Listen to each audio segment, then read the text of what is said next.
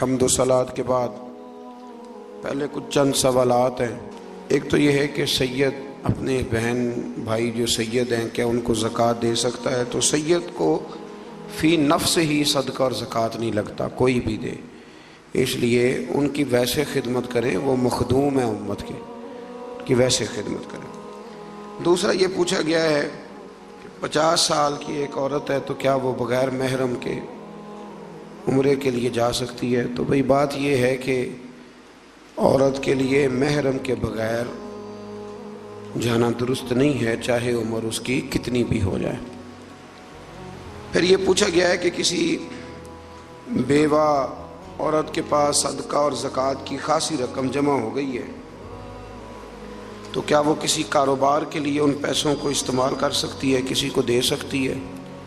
جب آپ کسی کو زکوٰۃ دیتے ہیں تو آپ کے لیے تملیک شرط ہے، فقہ کا ایک جملہ ہے تملیک، مطلب یہ کہ سامنے والے کو مالک بنانا ضروری ہے۔ تو جب آپ کسی کو کسی چیز کا مالک بنا دیتے ہیں، پھر جو اس کا دے لائے وہ کرے، پھر وہ اسے کاروبار کرے یا وہ اسے کچھ اور کرے۔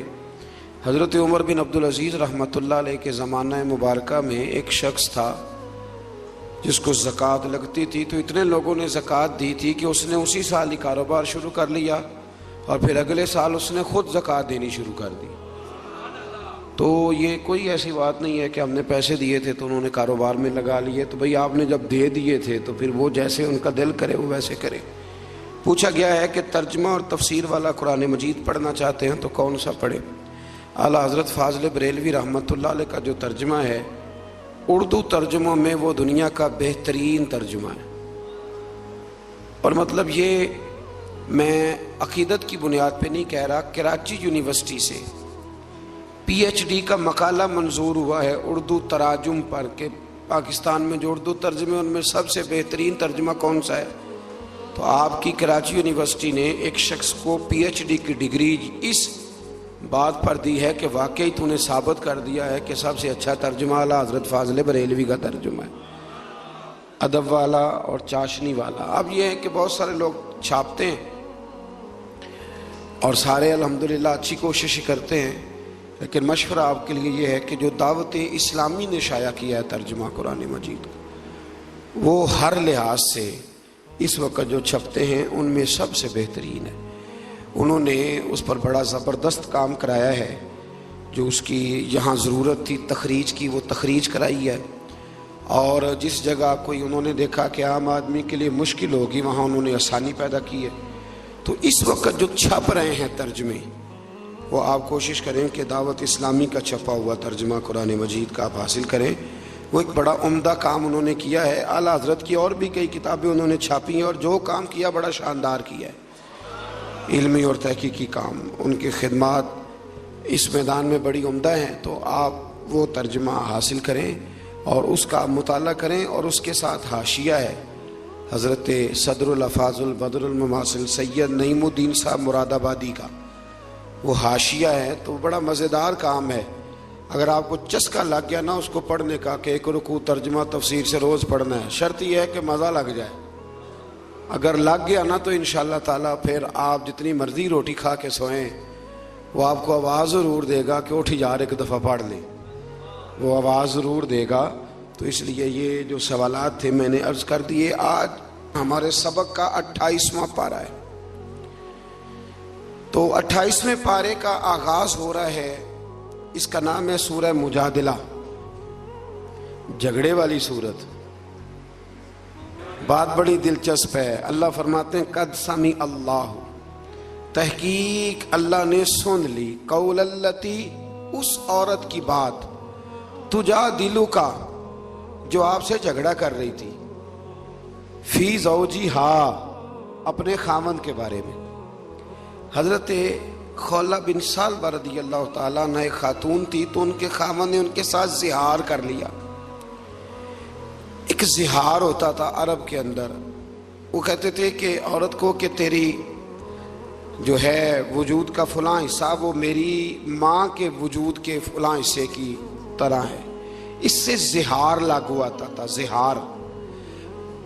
ویسے ایک شخص باتوں باتوں میں اپنی بیوی کو کہہ دیتا ہے نا بہن یا ماں، تو اس سے منہ سے نکل گیا ثبت لسانی ہے، جا بہن اپنا کام کر، تو اس سے کوئی جرم لاگو نہیں ہوتا۔ لیکن کسی نے زہار کر دیا، اب چونکہ یہ قرآن و سنت ہے تو اس میں کچھ باتیں بیان کرنی پڑتی ہیں، اب اس آیت کا شان نزول ہی وہ ہے اور سمجھنے والی بات ہے۔ تو حضرت خولہ بن ثعلبہ نے بھی اپنی زوجہ سے کہا کہ تیری جو کمر ہے وہ بالکل ایسے جیسے میری ماں کی، اس کو زہار کرنا کہتے تھے کہ اب میں تیرے قریب نہیں جاؤں گا۔ تو یہ لفظ ان کی زبان سے ادا ہوئے تو اس کو زہار کرنا کہتے ہیں۔ ان کی زوجہ بڑی پریشان ہوئی، عرض کرنے لگی یا رسول اللہ صلی اللہ علیہ وسلم، عرب کے اندر جب کہ لوگ اس طرح کہتے تھے تو ان کی بیوی ان کے لیے جائز نہیں رہتی تھی، پھر وہ چھوڑ دیتے تھے۔ میرے خاوند نے کہا ہے، حضور اب آپ بتائیں کہ میں کیا کروں؟ اور عرض کرنے لگی یا رسول اللہ صلی اللہ علیہ وسلم، بوڑھی ہوں، اب اس قابل نہیں ہوں کہ کہیں اور جا سکوں، اور حضور اس سے اگلی بات یہ ہے کہ بچے میرے بڑے پیارے ہیں اور ان کی تربیت بڑی اچھی چل رہی ہے، یا رسول اللہ اگر میں انہیں اپنے پاس رکھوں گی خامند کے چھوڑنے کے بعد تو بھوکے مر جائیں گے، میں کما کے کھلا نہیں سکتی، اور اگر میں خامند کو دے دوں گی تو وہ سنبھال نہیں سکتا، تربیت رک جائے گی۔ حضور فرمانے لگے ذرا ٹھہر جا، ابھی اس کے بارے میں قرآن نازل نہیں ہوا، ذرا نازل ہو لینے دے۔ بوڑھی عورت تھی تو جھگڑنے لگ گئی، کہنے لگی نہیں نازل ہوا تو میں کیا کروں، میرے تو مسئلے کا حل کر کے دے۔ یا رسول اللہ مہربانی، یہ ناز کا جھگڑا ہے، بے ادبی کا جھگڑا، یہ ناز ہے۔ حضور اب میں کدھر جاؤں محبوبہ، میں اب تیرا دروازہ چھوڑ کے کدھر جاؤں، یہاں آئی ہوں تو یہاں سے آگے کہاں جاؤں؟ تو رب کریم نے فرمایا محبوب، رب نے اس کی بات سن لی ہے جو اپنے خاوند کے معاملے میں تجھ سے جھگڑا کر رہی تھی، اللہ کریم نے اس کی بات سن لی ہے، اب اس طرح کریں اس کو ہمارا حکم دے دیں۔ حکم کیا ہے کہ وہ خاوند اس طرح کرے، اس کا خاوند جس نے یہ کام کیا ہے کہ ایک غلام آزاد کرے، اگر غلام آزاد نہیں کر سکتا تو 2 مہینے کے لگاتار روزے رکھے، اور جو یہ نہیں کر سکتا وہ 60 مسکینوں کو 2 وقت کا کھانا کھلائے، وہ کھانا کھلا دے۔ 3 باتیں ہو گئی، یہ غلام آزاد کرے، غلام خاصا مہنگا ہوتا تھا، یہ نہیں کر سکتا تو 2 مہینے کے لگاتار روزے رکھے، یہ نہیں کر سکتا تو 60 مسکینوں کو 2 وقت کا، جس نے زہار کیا یہ لفظ کہے اپنی بیوی کے لیے۔ تو حضور نے ان کے خاوند کو بلایا اور بلا کے کہا بھئی تیری بیوی نے بات کی ہے، تو رب کریم نے اس کی عرض کو سن لیا ہے اور ساری امت کا بھلا ہو گیا ہے، اب تو اس طرح کر ایک غلام آزاد کر۔ کہنے لگا حضور میرے پاس غلام کہاں سے آیا؟ نبی کریم نے فرمایا پھر 2 مہینے کے لگاتار روزے رکھ۔ یا رسول اللہ میں بوڑھا اور بیمار آدمی ہوں۔ تو حضور نے فرمایا پھر 60 مسکینوں کو کھانا کھلا دے 2 وقت کا۔ کہنے لگا حضور وہ بھی نہیں کر سکتا، میرے نبی کریم نے اپنے پاس سے پیسے دیے مسکینوں کو کھانا کھلانے کے لیے۔ ایسا کوئی محبوب کہیں ہوگا نہ کہیں ہے، دیکھو بیٹھا ہے چٹائی پہ مگر عرش نشیں ہے۔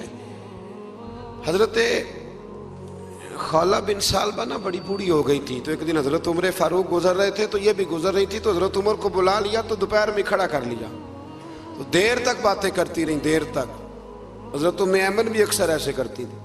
حضرت خولہ بن ثعلبہ جب دیر تک گفتگو کرتی رہی تو ایک صاحب نے حضرت عمر سے کہا کہ آپ اتنا ٹائم اس نے لگا دیا ہے تو اس کو کہیں کہ بات مختصر کرے۔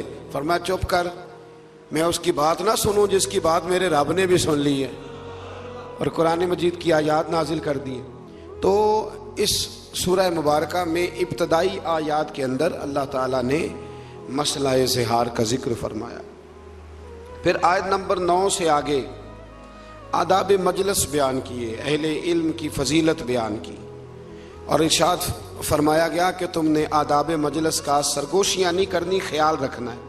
اور نبی پاک علیہ السلام نے ہمیں اس کی تفسیر بیان کر کے بتایا کہ 3 آدمی بیٹھے ہوں تو ایک کو چھوڑ کے 2 آپس میں بات نہ کریں، سرگوشی نہ کریں، کان قریب نہ کریں۔ زیادہ مجلس ہو تو پھر بات الگ ہے، لیکن 3 بندے بیٹھے ہوں تو 2 بندے آپس میں گفتگو کان جوڑ کے نہ کریں۔ پھر اس سے آگے سورہ حشر شروع ہو جاتی۔ سورہ حشر کا معنی ہوتا ہے اکٹھا کرنا، چونکہ بنو نذیر کو اکٹھا کر کے مدینے سے نکالا گیا، پھر خیبر اور شام کی طرف جلا وطن کیا گیا، اور اس بات کا اس سورہ مبارکہ میں ذکر فرمایا گیا، تو لہٰذا اس کا نام سورہ حشر ہے۔ اس کی آیت نمبر 9 میں اللہ تبارک و تعالیٰ نے ارشاد فرمایا کہ وَيُؤْثِرُونَ عَلَىٰ أَنفُسِهِمْ وَلَوْ كَانَ بِهِمْ خَصَاصَةٌ، فرمایا میرے محبوب کے غلاموں کی شان یہ ہے کہ انہیں شدید حاجت بھی ہو تو پھر بھی وہ اپنی ذات پر دوسروں کو ترجیح دے دیا کرتے۔ بڑی معروف حدیث ہے حضرت ابو طلحہ انصاری کی۔ نبی پاک علیہ السلام کی بارگاہ میں مہمان آ گئے تو حضور علیہ السلام نے فرمایا کون ہے جو ان کی خدمت کرے گا؟ ازواج مطہرات کے ہاں جب معلومات کی گئیں تو کھانا بظاہر موجود نہ تھا۔ حضرت ابو طلحہ انصاری گھر لے گئے، بیوی سے کہنے لگے کتنا کھانا ہے؟ کہا صرف بچوں کا۔ فرمایا انہیں بہلا کے سلا دے، اور جب مہمان کے سامنے کھانا رکھ دیا جائے نا تو چراغ ٹھیک کرنے کے بہانے بجھا دینا۔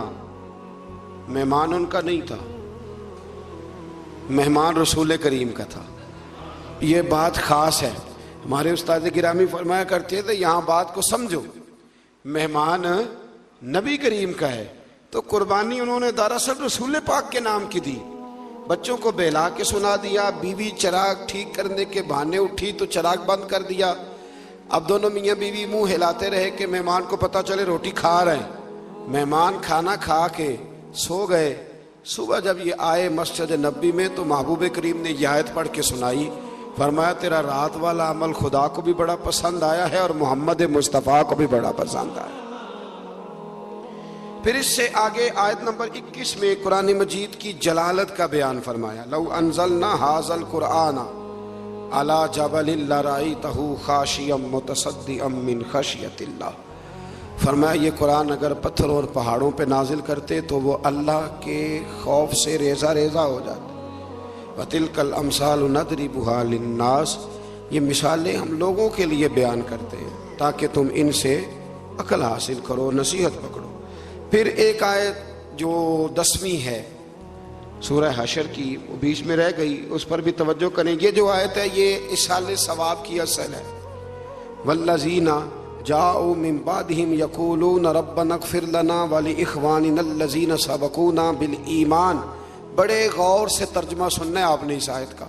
فرمایا جو کہتے ہیں اس مال میں ان کا بھی حق ہے جو ایمان والوں کے بعد آئے، یعنی کچھ ایمان والے رخصت ہو گئے اور پھر یہ ان کے بعد آئے تو یہ کیا کہتے ہیں؟ یہ کہتے ہیں ربنا اغفر لنا، اے اللہ ہمیں بھی بخش دے، ولی اخواننا الذین سبقونا بالایمان، اور ہمارے ان بھائیوں کو بھی بخش دے جو ہم سے پہلے ایمان لائے، یعنی جو دنیا سے چلے گئے، یا اللہ ان کی بھی بخشش۔ تو پچھلے جو ہوتے ہیں وہ جانے والوں کی بخشش کی دعا کرتے ہیں۔ اب لوگ فٹافٹ کہہ دیتے ہیں کہ اصال ثواب کا کیا مطلب ہوا؟ جانے والا جو کر کے گیا اسے اجر ملے گا۔ تو بھئی قرآن مجید نے ایمان والوں کی شان بیان کی ہے کہ جو گزر جاتا ہے اس کے لیے دعا کرتے ہیں۔ جب جاتے ہیں کسی کے ہاں تعزیت کرنے تو کیا کہتے ہیں؟ کہتے ہیں نا دعا کرو۔ کچھ لوگ کہتے ہیں کیوں کریں؟ بڑی عجیب لگتی ہے بعض باتیں۔ ہمارا ایک دوست ہے ہمارے ساتھ، اس نے پڑھا ہے، وہ بڑا سمجھدار آدمی ہے، منطق اسے بڑی اچھی آتی تھی، تو وہ روزمرہ کی زندگی پر بھی منطق کو لاگو کرتا رہتا ہے۔ جو لوگ چیز پڑھ لیتے ہیں وہ لاگو ہوتی ہے۔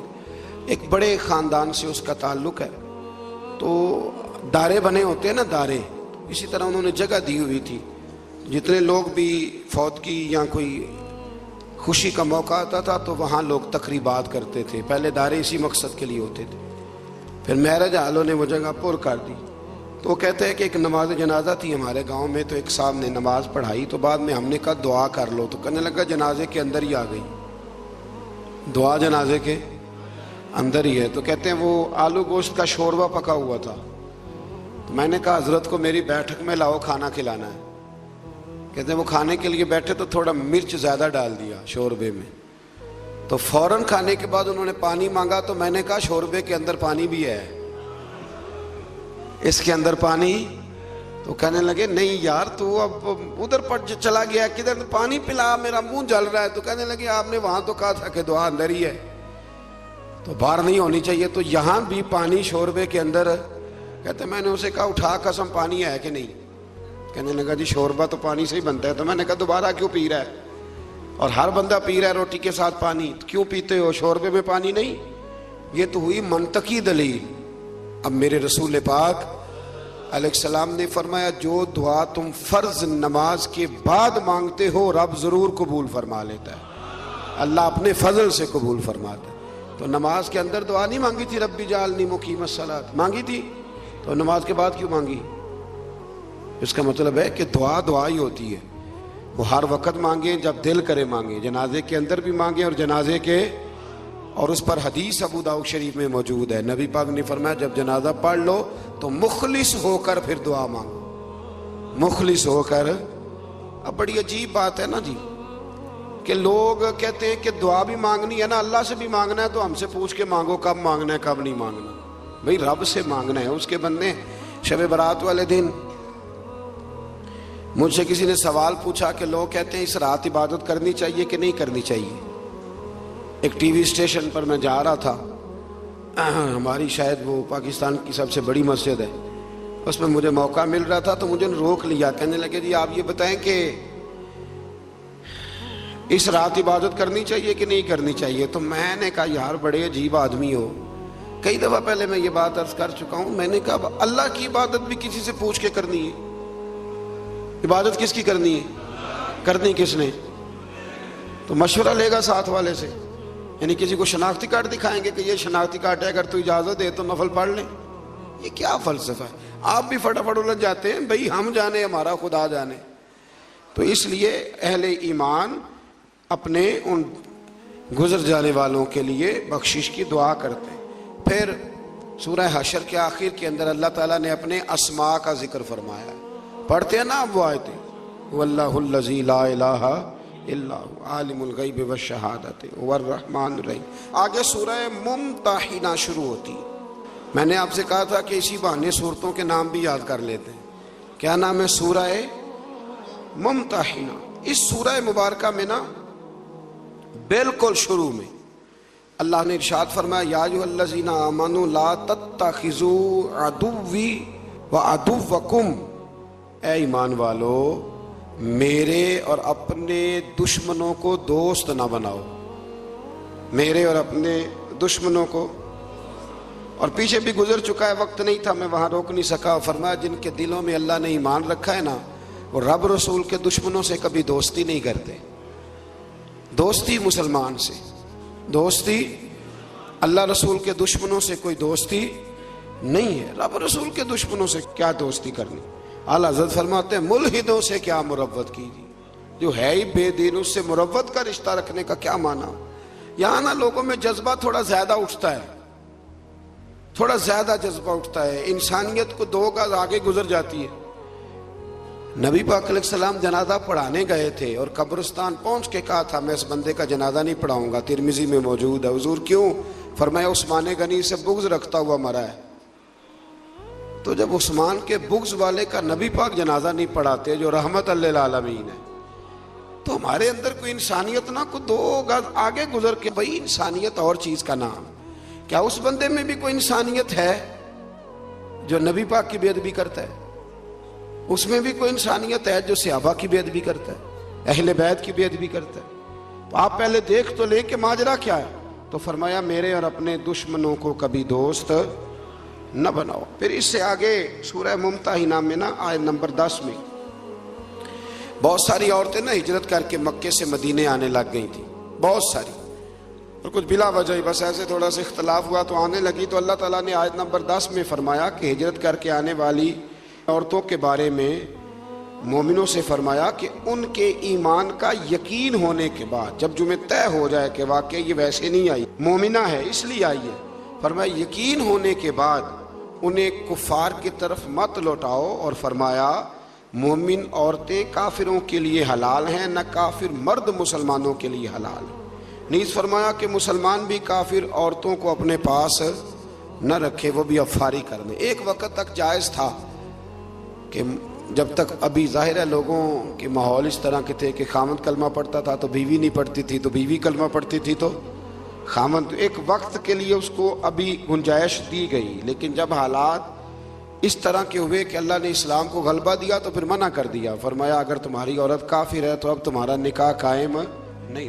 کچھ لوگ ابھی بھی فتوے اٹھا کے لاتے ہیں، بالخصوص باہر کے ممالک سے ایسے بہت سارے لوگ سوالات بھیجتے ہیں کہتے ہیں جناب سنا ہے اہل کتاب کے ساتھ نکاح کرنا جائز ہے. تو میں نے کہا وہ اہل کتاب وہ ہوتے تھے جو اللہ کی توحید پر کامل یقین رکھتے. یہاں تو یہودی حضرت عزیر کو اللہ کا بیٹا مانتے ہیں معاذ، عیسائی حضرت عیسیٰ کو اللہ کا بیٹا مانتے ہیں. تو اہل کتاب کہاں سے ہو گئے؟ تو مشرک ہیں. وہ اہل کتاب تھے، وہ ہر نبی کو اللہ کا بندہ اور نبی جانتے تھے، کسی کو بیٹا نہ کہتے تھے. تو یہ تو مشرک ہیں، شریک بناتے ہیں اللہ کے. یہ اہل کتاب تو ڈھونڈنے سے ملے گا آپ کو کوئی اہل کتاب. اللہ سمجھنے کی توفیق عطا فرمائے. تو ایسے ہی بڑی جلدی رو میں نہ بہنا چاہیے بلکہ تحقیق کرنی چاہیے. اور پھر ہوتا یہ ہے کئی دفعہ کہ اب لوگوں کا پروگرام بن چکا ہوتا ہے، نکاح کرنے کا پروگرام طے ہو چکا ہوتا ہے. اب یہ واقعات تیزی سے ہوئے ہیں تو ہمیں بھی تھوڑے سے تجربات ہونے لگے ہیں. اب کوئی آدمی کسی عورت کو لے کے آتا ہے نا، اسے کلمہ پڑھا دیں، مسلمان ہونا چاہتی ہے. تو میں پوچھتا ہوں کیوں ہونا چاہتی ہو؟ وجہ تو ہوتی ہے نا دین بدلنے کی. آپ ایک نیا نظریہ قبول کر رہے ہیں، الحمدللہ بڑا اچھا کر رہے ہیں، پر کوئی وجہ بھی تو بیان کرے نا. تو اکثر وجہ یہی سمجھ میں آتی ہے کہ انہوں نے شادی کرنی ہوتی ہے زیادہ تر. تو وہ اب جی شادی ہونی ہے تو لہذا کلمہ پڑھا دیں. تو یہ آپ مرد کی خاطر کلمہ نہ پڑھیں، نہ مرد عورتوں کی خاطر کلمہ پڑھیں. کلمہ جب بھی پڑھیں اللہ رسول کی رضا کے لیے پڑھیں. یہ اس لیے نہ کلمے پڑھیں کہ ہم نے شادیاں کرنی، شادی کا پروگرام بنا ہوا تھا تو لہذا. اور ایسے ایسے عجیب معاملات. ایک دفعہ ایک میرے پاس مسئلہ آ گیا کہ ایک عیسائی عورت ہے تو وہ کلمہ پڑھنا چاہتی ہے. تو میں نے کہا ٹھیک ہے لائیں، دیر نہیں کرنی چاہیے مسلمان کرنے میں. تو میں نے تھوڑی سی اس سے تحقیق کی تو مجھے پتا چلا کہ وہ اپنے خامن سے جان چھڑانا چاہتی ہے. کلمہ پڑھ لے گی تو نکاح خود بخود ختم ہو جائے گا. جان چھڑانا تو آپ تحقیق کریں ضرور، اس پہ غور کریں. اور بڑے سارے لوگ جو سپورٹر بن جاتے ہیں وہ بھی ضرور سوچیں کہ آخر وہ بتائے تو صحیح اسے کس چیز نے متاثر کیا ہے. بڑے کم لوگ آپ کو ایسے ملیں گے جو متاثر ہو کے تحقیق کر کے دین کو دل سے قبول کر کے آتے ہیں. ایسا کوئی آئے تو اس کے تو پیروں کے نیچے پر بچھا دینے چاہیے، آنکھیں بچھا دینی چاہیے. اس طرح کا کوئی آئے، اللہ توفیق عطا فرمائے. آیت نمبر 12 میں اللہ تعالیٰ نے نبی پاک صلی اللہ علیہ وسلم کو فرمایا کہ اگر مومنات صحابیات آپ سے ایک طے شدہ دستور اور منشور پر بیعت کرنا چاہیں تو ان کی بیعت قبول کیجیے اور ان کے لیے اللہ سے استغفار کیجیے. ایک منشور تھا، وہ منشور یہ تھا کہ اپنی اولاد کو قتل نہیں کریں گی. منشور یہ تھا کہ کسی پر زنا کی تہمت نہیں لگائیں گی، اور نبی کریم علیہ السلام جو نیک کام کا حکم دیں گے اس میں نافرمانی نہیں کریں گی. تو حضور نے عورتوں سے بیعت لی. اسی سے ہمارے علماء نے لکھا ہے کہ عورت کسی پیر کامل سے بیعت کرنا چاہے تو اس کی بیعت کرنا بالکل درست ہے. چونکہ عورتیں یہاں بیعت کرتی تھی لیکن نبی پاک نے کسی عورت کا ہاتھ پکڑ کے مرید نہیں کیا، بلکہ حضور جملے ارشاد فرماتے تھے اور عورتیں جواب میں وہ جملے کہتی جاتی تھی. اسی کا نام بیعت ہے. تو آج بھی اگر اس طریقے پہ با پردہ رہ کے کوئی خاتون کہیں سے کوئی سبق لیتی ہے، کوئی روحانی اسباق یاد کرتی ہے، تو اس کے لیے یہ سنت اس آیا سورہ ممتحنہ کی آیت نمبر 12 میں موجود ہے. آگے سورہ صف شروع ہوتی. اس سورت کے بالکل شروع میں نا اللہ تبارک و تعالیٰ نے ایک خاص حکم دیا ہے، ایک خاص بات کی طرف توجہ ارشاد فرمائی ہے. فرمایا یا ایھا الذین آمنوا لما تقولون ما لا تفعلون. اے ایمان والو تم ایسی بات کیوں کہتے ہو جو تم کرتے نہیں. ہمارے معاشرے میں باتوں کی بے قدری پتہ کب ہوئی ہے؟ جب باتوں کو لوگوں نے وقت گزارنے کا ذریعہ سمجھ لیا ہے. قرآن کہتا ہے وہ بات تم کیوں کہتے ہو جس پر تمہارا عمل نہیں ہے. ویسے بھی ایک ہوتا ہے الفاظ کا ہیر پھیر، اس کا مزہ نہیں ہوتا، وہ کئی دفعہ اداکاری ہوتی ہے. ایک ہوتا ہے جذبات کا اظہار. جذبات کا اظہار جب آپ دین پر عمل کرتے ہیں تو پھر دین خطاب کا نام نہیں رہ جاتا، تقریر کا نام نہیں رہ جاتا، پھر وہ جذبات کا اظہار ہوتا ہے. اور جب آپ جذبات کا اظہار کرتے ہیں تو جذبے سیدھے روحوں سے جا کے ٹکراتے ہیں. تو دین پر عمل کریں. دین منانے کے لیے نہیں آیا، دین عمل کرنے کے لیے آیا. دین پر عمل کریں اور آپ صرف وہ بات کریں جس پر آپ کا اپنا عمل. بہت ساری باتیں ہیں، بہت سارے بزرگوں کے واقعات ہیں، اور بابا فرید صاحب کا ایک جملہ نا پوری تفسیر لگتا ہے. بابا فرید الدین گنج شکر کا ایک جملہ پوری. بابا صاحب بڑے زبردست قاری تھے قرآن پاک کے. بر صغیر میں اس وقت 4-5 قاری تھے جو سونا قرآن پڑھتے تھے. اور بابا صاحب کی جو اپنی بیٹی تھی نا، بابا صاحب نے سب عاشرہ کا کاریہ بنایا تھا اپنی بیٹی کو. اب تو آپ چلے جائیں دربار شریف پہ تو نماز پڑھنی مشکل کر دیتے ہیں قوالی والے. وہ کبھی اندر والا حال بند ہو جائے تو باہر آپ نے پاک پتن شریف نماز پڑھنی ہو تو آپ ان کی منت بھی کریں تو بند نہیں کرتے. تو قرآن شریف کی باری کب آئے گی؟ بابا فرید الدین مسعود گنج شکر کیا ایک واقعہ اس آیہ مبارکہ کے حوالے سے گویا واضح باتیں کھولتا ہے. بڑی دور سے ایک عورت آئی تو اس نے کہا میرا بیٹا گڑ بڑا کھاتا ہے. تو حضرت صاحب بیمار رہنے لگ گیا ہے. کو پتہ ہے نا ہمارے ماں باپ تو یہی کہا کرتے تھے کہ ٹافیاں نہ کھاؤ، دانت نکل جاتے ہیں. حالانکہ انہوں نے جب نکلنا ہوتا ہے وہ نکل ہی جاتے ہیں، پر بزرگ بھی جو کہتے تھے وہ ٹھیک ہی فرماتے تھے. تو بابا صاحب سے وہ ماں کہنے لگی دم کر دے. تو بابا صاحب کہنے لگے کل آنا. بی بی بیچاری گھوڑے پہ بیٹھ کے اونٹ پہ بیٹھ کے یہاں پیدل آئی تھی، 2-4 گھنٹے جانے میں، پھر لگے اگلے دن پھر 2-4 گھنٹے کا سفر کر کے آئی. بابا جی دم کر دیں، گڑ بڑا کھاتا ہے. تو بابا صاحب نے پشت پہ ہاتھ پھیرا، پیار کیا، دم بھی کیا، اور بچے سے کہنے لگے پتر گڑ نہیں کھانا آج کے بعد، بہت زیادہ کھانا نقصان دہ ہوتا ہے. بی بی کو بڑا غصہ آیا کہ یہ 2 جملے کہنے تھے تو کل ہی کہہ دیتے، کل فرما دیتے، اتنا سفر کیوں کرایا. تو جب اس کے آپ نے باڈی لینگویج دیکھی اور چہرے کے تاثرات دیکھے تو فرمانے لگے تجھے غصہ آ رہا ہے نا کہ کل کیوں نہیں کہا. کہنے لگی بالکل آ رہا ہے. فرمانے لگے کل اس لیے نہیں کہا کہ جب تو آئی تھی نا اس وقت میں نے بھی راج کے گڑ کھایا تھا اور پورا مزہ لے کے کھایا تھا. میں تو ویسے بھی گند شکر ہوں، میں نے کھل کے گڑ کھایا تھا. تو اب چونکہ تیرے بیٹے کو نصیحت کرنی تھی تو پھر کل سے لے کر اب تک کھایا نہیں، کل سے لے کر اب تک کھایا نہیں. اس لیے عمل اب نصیحت کرنے والے بڑے زیادہ ہیں، بڑے ہیں، لیکن عمل کا جب رستہ آپ اختیار کرتے ہیں پھر آپ کی بات میں اثر بھی ہوتا ہے. اور پھر یہ فائدہ بھی ہوتا ہے کہ سامنے والا بھی آپ کو سچا جانتا ہے کہ یار یہ صرف لفظ نہیں بیان کر رہا، واقعی اس پر بھی یہ بات طاری ہے. اللہ تعالی ہمیں توفیق عمل نصیب فرمائے. پھر آیت نمبر 6 میں فرمایا کہ عیسیٰ بن مریم نے کہا کہ بنی اسرائیل والوں میں تمہاری طرف اللہ کا رسول ہوں اور اپنے سے پہلی کتاب تورات کی تصدیق کرنے والا ہوں، اور میں تمہیں اس عظیم رسول کی خوشخبری دینے آیا ہوں جو میرے بعد آئیں گے اور ان کا نام احمد ہوگا. میرے بعد آئیں گے اور ان کا نام احمد ہوگا. تو حضرت عیسیٰ علیہ السلام نے حضور کے آنے کی خوشخبری دی. پھر آیت نمبر 8 سے فرمایا کہ دشمنان دین چاہتے ہیں کہ اللہ کے نور کو اپنے منہ کی پھونکے مار مار کے بجھا دے، اور اللہ تو اپنے نور کو پورا کرنا چاہتا ہے خواہ کافروں کو کتنا ہی برا لگے. ارسل رسولہ بالہدی والدین الحق لیظہرہ علی الدین کلہ. یہ دین غالب آئے گا چاہے کسی کو کتنا ہی برا. یہ میں نہیں پیش گوئی کر رہا، یہ قرآن مجید کی آیات پڑھ کے سنا رہا ہوں. اللہ فرماتے ہیں کسی کو کتنا بھی برا لگے اللہ اپنے نور کو پورا. یہ لبرل سارے بولتے ہیں تو بولتے رہے. یہ جو بیچارے باہر جاتے ہیں تو ان کو بڑی شرم آتی ہے نا کہ ہم مسلمان ہیں معاذ اللہ. تو لوگ ہمیں کہتے ہیں کہ وہاں تو بڑی کھل کے اذانیں ہوتی ہیں، تو جماعتیں ہوتی ہیں، تو علماء اور مشائخ اور مولوی تو یہ جتنا مرضی زور لگا لیں، اسلام کی فطرت میں قدرت نے لچک دی ہے، اتنا ہی یہ ابھرے گا جتنا کہ دبا دو. اللہ فرماتے ہیں کہ ہم اس دین کو غالب کریں گے. پھر اللہ تبارک و تعالیٰ نے نا سورہ صف کے اندر اللہ تبارک و تعالیٰ نے مومنوں سے کہا کہ میں تمہیں ایک تجارت نہ بتاؤں، ایک کاروبار نہ بتاؤں. بڑے لوگوں سے مشورہ کرتے ہیں نا کیا کریں، تو اللہ فرماتے ہیں یا ایھا الذین آمنوا هل ادلکم علی تجارۃ، کیا میں تمہیں ایک تجارت نہ بتاؤں تنجیکم من عذاب علیم.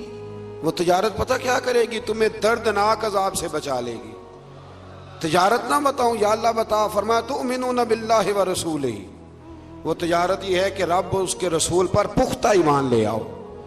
اور پھر کیا کرو؟ وتجاہدون فی سبیل اللہ باموالکم وانفسکم، پھر تم اپنے مالوں اور جانوں سے اس کے رستے میں جہاد کرو. گویا رب کہتا ہے تم میری طرف لگ جاؤ. یہ تجارت بڑی شاندار ہے. اور حضرت ابوبکر صدیق کے قول نے تفسیر کر دی، فرمانے لگے تو رب کی طرف توجہ کر لے، رب کی تیری طرف توجہ ہو جائے گی، رب کی تیری طرف. اور یہ شرط ہے، جب آپ نے توجہ کرانی ہو تو آپ کو توجہ کرنی بھی پڑے گی. اب ہم لوگ نا لاڈلے بڑے بنتے ہیں، ہم کہتے ہیں کرنا کرانا کچھ نہ پڑے، ہمارے لاڈ دیکھے جائیں، اور میاں لاڈ لوڈ کوئی نہیں دیکھے جاتے۔ پکی بات، ابا جی کو بھی وہی بچہ اچھا لگتا ہے جو کام صحیح کرے، یہ لالچ نہیں، یہ ان کا خلوص ہے اپنے بچے کے ساتھ۔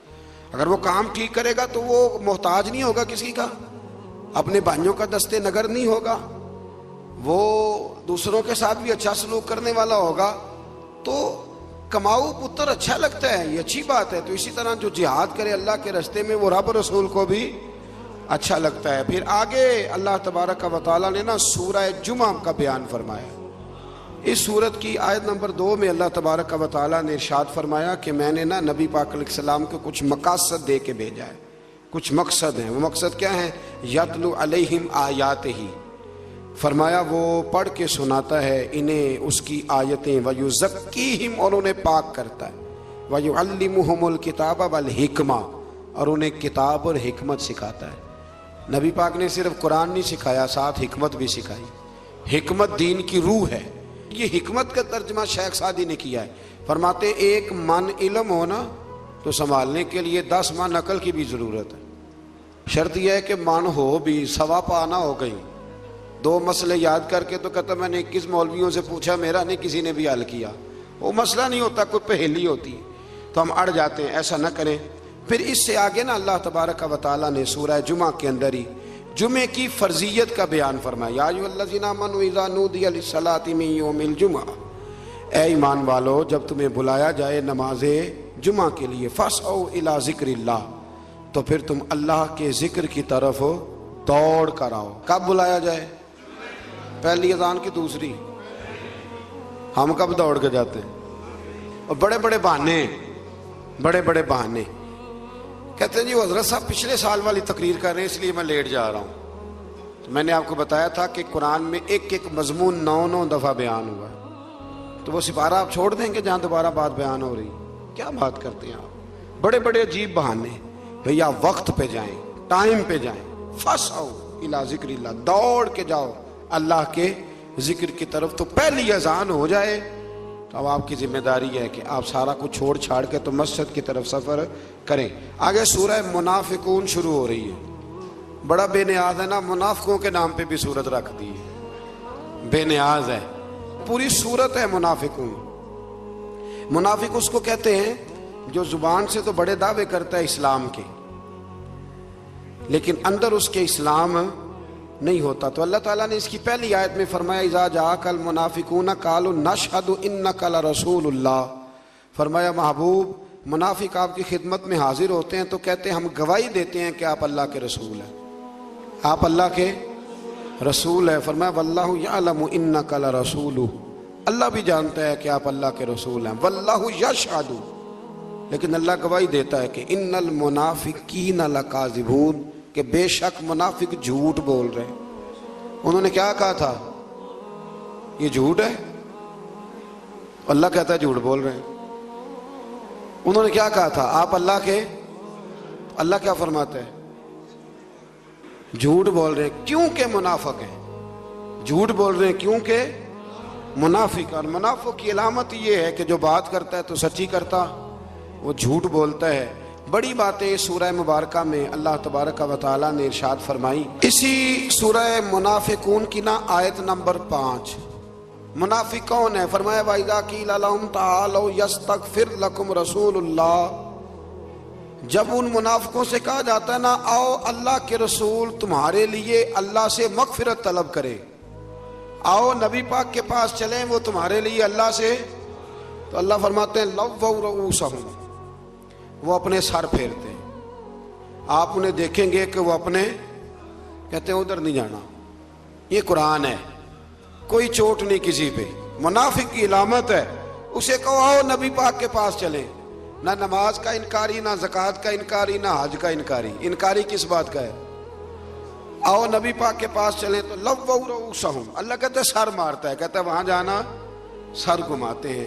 ورأیتہم، اور آپ انہیں دیکھیں گے یصدون وہم مستکبرون، آپ انہیں دیکھیں گے کہ وہ رک رہے ہیں۔ اور ایک معنی یہاں علماء نے یہ کیا رک بھی رہے ہیں اور دوسروں کو روک بھی رہے ہیں، وہم مستکبرون، اور تکبر کر رہے ہیں۔ کہتے ہیں یہاں بیٹھ کے معافی مانگیں گے تو قبول نہیں ہوگی، تکبر کرتے ہیں. اب اللہ کیا کہتا ہے؟ اللہ کو پتا ہے کہ میرے حبیب نے نا ان بے ایمانوں کے لیے بھی دعا کاری دینی. میں نے بنایا جو رحمت للعالمین. طرح فرماتا ہے سواء علیہم، محبوب ان پر برابر ہے، استغفرت لہم ام لم تستغفر لہم، محبوب ان پر برابر ہے، آپ ان کے لیے مغفرت طلب کریں یا نہ کریں، لن یغفر اللہ لہم، اللہ انہیں معاف کوئی نہیں کرے گا. آپ بخشش مانگیں یا نہ مانگیں. یہ جو کہتے ہیں نا تیرے پاس نہیں آنا، تو نہ آئے، پھر اللہ بھی معافی کوئی نہیں دے گا. آپ مجھے بتاؤ مکہ شریف میں بھی کبھی کسی نے روکا ہے کہ ادھر نہ جاؤ تو ادھر نہ جاؤ؟ کہاں روکتے ہیں؟ کیوں؟ کہاں جانے سے؟ مسجد نبی میں داخل ہونے سے روکتے ہیں؟ نہیں. کہاں روکتے ہیں؟ پکی ڈیوٹی، پکی بات اور پکا جناب کام، پڑا پکا. یہ بات میں کیوں کر رہا ہوں یہاں بیٹھ کے؟ اس لیے کر رہا ہوں کہ وہ حدود حرم میں بیٹھ کر ہمارے کسی جاہل کو پکڑ کے اس کی ویڈیو بناتے ہیں اور پھر لوگوں کو بتاتے ہیں یہ ان کا عقیدہ ہے. خدا کا خوف کرو، تمہیں ایسا نہ کرنا چاہیے. جب اللہ کہتا ہے وَلَوْ أَنَّهُمْ إِذْ ظَلَمُوا أَنفُسَهُمْ جَاءُوا، محبوب جب یہ اپنی جانوں پہ ظلم کریں تو تیرے پاس آئیں. میں نے ایک کو وہاں کہا کہ اللہ تو یہ فرماتا، کہتا یہ حضور کی زندگی تک آیت تھی. میں نے کہا یہ کہاں لکھا ہے؟ یہ کہاں لکھا ہے؟ ہم کوئی بات بیان کریں تو کہتے دکھاؤ کہاں لکھا ہے. کہاں لکھا ہے کہ یہ آیت حضور کی حیات ظاہری تک تھی؟ لکھا ہے کہیں؟ قرآن مجید حضور کی حیات ظاہری تک ہے. تو پھر تو لوگ کہہ دیں گے زکوٰۃ کا حکم بھی تب تک ہی تھا، نماز کا بھی. یہ عجیب فضول فلسفہ ہے. اللہ کہتا ہے جاؤ تو کہتے ہیں جی نہیں یہ نہ جی حضور کی حیات تک تھی. تو حضرت ابو ایوب انصاری رضی اللہ مسند امام احمد بن حنبل میں موجود ہے اور وہاں سارے حنبلی کہلاتے. خلیفہ عبد الملک بن مروان کہتا ہے میں رات کے وقت روضہ رسول پہ آیا تو میں نے ایک شخص کو نا نبی پاک کی قبر پہ لیٹے ہوئے دیکھا اور وہ اپنے رخسار حضور کی قبر انور سے رگڑ رہا تھا. میں نے ٹھوکر لگائی. میں نے کہا تجھے پتہ ہے تو کیا کر رہا ہے؟ تو کہتے جب انہوں نے نظر اٹھائی تو میں حیران ہو گیا. وہ حضرت ابو ایوب انصاری تھے اور مجھے کہنے لگے میں کسی بت کے پاس نہیں آیا، میں رسول کریم کی بارگاہ میں آیا. تو وہ تو حضور کی قبر انور کے بارے میں کہتے ہیں کہ میں نبی پاک کے پاس آیا. تو یہ اللہ تعالیٰ نے ان کی علامت بیان کی. اللہ تعالیٰ ہمیں سمجھنے کی توفیق عطا فرمائے. پھر اللہ تبارک و تعالیٰ نے نا جی اسی صورت کے دوسرے رکوع میں اللہ تعالیٰ نے اہل ایمان کو فرمایا کہ مال اور اولاد کی محبت تمہیں اللہ کے ذکر سے غافل نہ کر دے، اور فرمایا ہم نے تمہیں جو مال عطا کیا ہے موت سر پر آنے سے پہلے اسے دین کی راہ میں خرچ کرو، ورنہ فرشتہ اجل کو دیکھ کر ہر کوئی کہے گا کہ مجھے تھوڑی سی مہلت مل جائے، میں صدقہ کروں اور نیکوکاروں میں سے ہو جاؤں. تو اللہ تعالیٰ نے فرمایا موت کا وقت مقرر آنے پر پھر کسی کو ایک سانس کی بھی مہلت نہیں ملے گی. آگے سورہ تغابن شروع ہوتی ہے. اس سورہ مبارکہ کی آیت نمبر 16 میں فرمایا کہ اللہ تعالیٰ سے ڈرنے والے، سننے اور اطاعت کرنے والے اور اللہ کے راستے میں خرچ کرنے والے اور بخل سے بچنے والے. بخل کیا ہوتا ہے؟ کنجوسی. اس سے بچنے والوں کو اخروی فلاح پانے والے یہ لوگ ہیں، ان کی خبر دے دو. اللہ تعالیٰ نے فرمایا کہ میں قرار دیتا ہوں کہ یہ آخرت میں کامیاب ہو جائیں. پھر آیت نمبر 14 میں اہل ایمان کو فرمایا کہ تمہاری بیویاں اور تمہاری اولاد میں سے کچھ تمہارے دشمن ہیں. تمہاری بیویوں میں سے اور تمہاری اولاد میں سے کچھ تمہارے، یہ کوئی ناراض نہ ہو جائے خواتین بالخصوص. یہ سورہ تغابن کی آیت نمبر 14 ہے. فرمایا تمہاری اولاد اور تمہاری بیویوں میں سے کچھ تمہارے. کیا مطلب ہے یہاں دشمنی کا؟ مطلب یہ ہے کہ کہیں ان کی کسی ناجائز خواہش کے پیچھے لگ کے اپنی آخرت تباہ نہ کر لینا. وہ کہتے ہیں کہ فلانا اتنے مہنگے کپڑے پہنتا ہے تو تو حرام کمائی کر کے لا، تو یہ دشمنی کر رہے ہیں تیرے ساتھ. اور اگر وہ تجھے مشورہ دے رہے ہیں تو نے اکیلے نہیں کرنا، اب زمانہ ہی بدل گیا ہے، تو یہ دشمنی ہے. تم نے اس دشمنی سے بچنا ہے. آگے سورہ طلاق شروع ہوتی ہے. جی وقت چونکہ بڑا مختصر ہوتا ہے تو بڑی تیزی کے ساتھ آگے بڑھنا پڑتا ہے. سورہ طلاق کی صرف ایک آیت.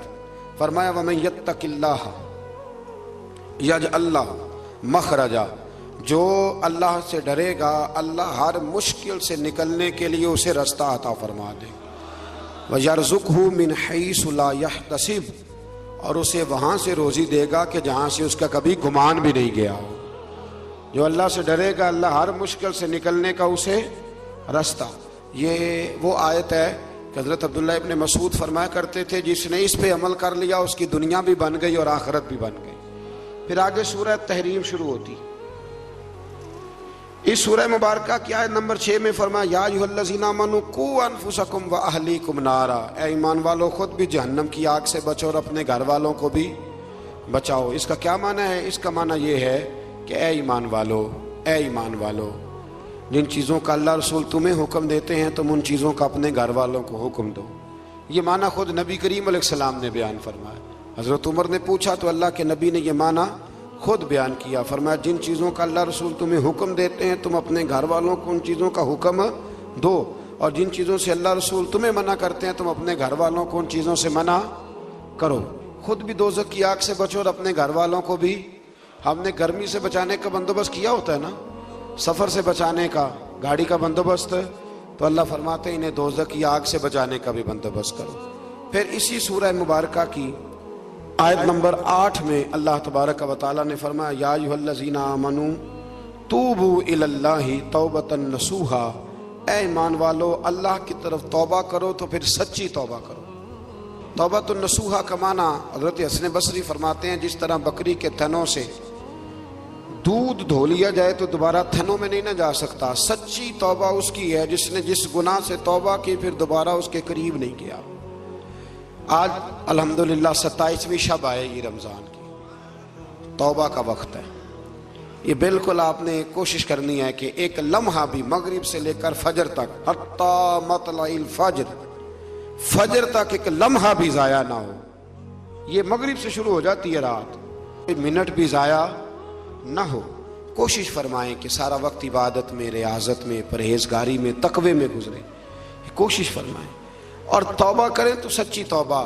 اس طرح نہ توبہ کریں کہ ساری رات روتے رہے پر صبح جھوٹ چھوڑنے کا ارادہ ہی کوئی نہیں، ملاوٹ چھوڑنے کا پروگرام ہی کوئی نہیں اور ساری رات روئے، تو یہ مذاق ہے، یہ توبہ نہیں۔